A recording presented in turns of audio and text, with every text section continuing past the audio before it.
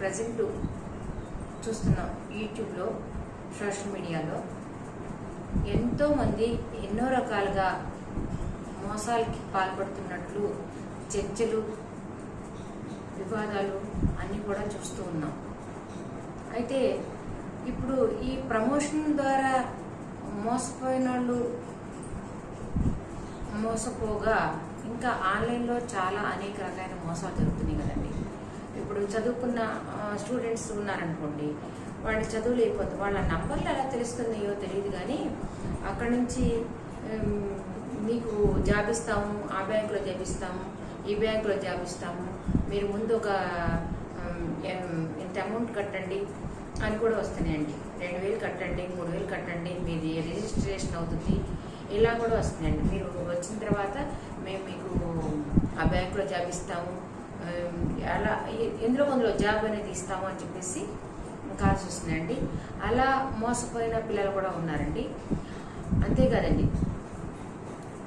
ఇప్పుడు పిల్లలు ఉంటారు కదా, ఉద్యోగం చేసుకునే వాళ్ళు, చదువుకునే వాళ్ళు, వాళ్ళ పిల్లలు, మీ పిల్లలు మా దగ్గర ఉన్నారు, డ్రగ్స్ తీసుకుంటున్నారు, లేదంటే ఇంకా ఈ వేరే కేసుల్లో ఇరుక్కున్నారు, మాకు మేము పోలీసు వాళ్ళం, మీ అర్జెంటుగా మీరు మాకు ఎంత అమౌంట్ ఏంటి, లేదంటే మీకు మీ పిల్లల విషయం అంతా కూడా పబ్లిసిటీ చేస్తాము, అలా చేస్తే మేము వదిలేస్తాము, ఇలా కూడా ఫోన్లు వస్తాయండి.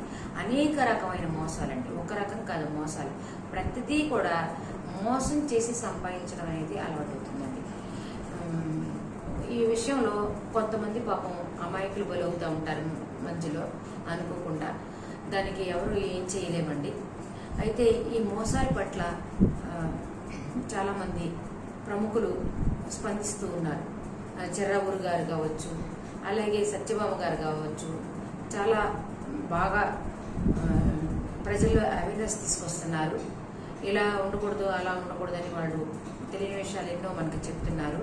చాలా సంతోషం. అయితే అసలు మనం మోసపోకుండా ముందు, ఇప్పుడు ఎదుటి వ్యక్తి మోసం చేసేవాడు ఎలాగో మోసం చేస్తాడు, కానీ మనం మోసపోకుండా ఈ అవగాహన అనేది ప్రజలకు ఇలా కూడా కల్పిస్తున్నట్టుగా అనిపిస్తుందండి. ఏదేమైనప్పటికీ కూడా వాళ్ళు మోసం మీద యుద్ధం అయితే బాగా చేస్తున్నారు.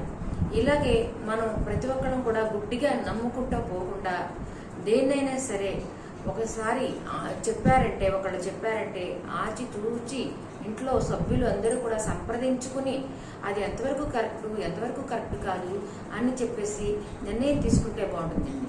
అంతేకాకుండా భర్తకు తెలియకుండా భార్య డబ్బులు కట్టడము, లేదంటే భార్యకు డబ్బులు తెలియకుండా భర్త డబ్బులు కట్టడము, తల్లిదండ్రులకు తెలియకుండా పిల్లలు డబ్బులు కట్టడము, ఇలాంటివన్నీ చేస్తే లాస్ పోయేది ఏదైనా సరే ఫ్యామిలీ మొత్తం భరించాలి కదండి.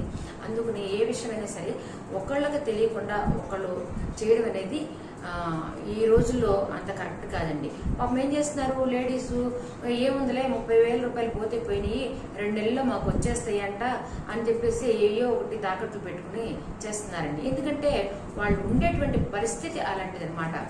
అంత నమ్మబలుగుతుంటే, అంత కాన్ఫిడెన్స్గా చెప్పేసరికి ఎవరికైనా అలాగే అనిపిస్తుంది కదండి.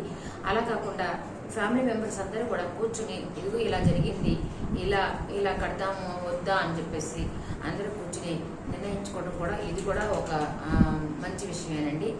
ఏదైనప్పటికీ కూడా చాలామంది ప్రముఖులు ఈ విషయం మీద, అంటే ప్రజలు చుట్టుపక్కల ఉన్న వాళ్ళు కూడా అందరూ ఒకళ్ళిద్దరు మోసపోయారు, ఇంకా అలా అనేక మంది మోసపోతారు అనే విషయం మీద అవేర్నెస్ కల్పిస్తున్నందుకు చాలా సంతోషం అండి.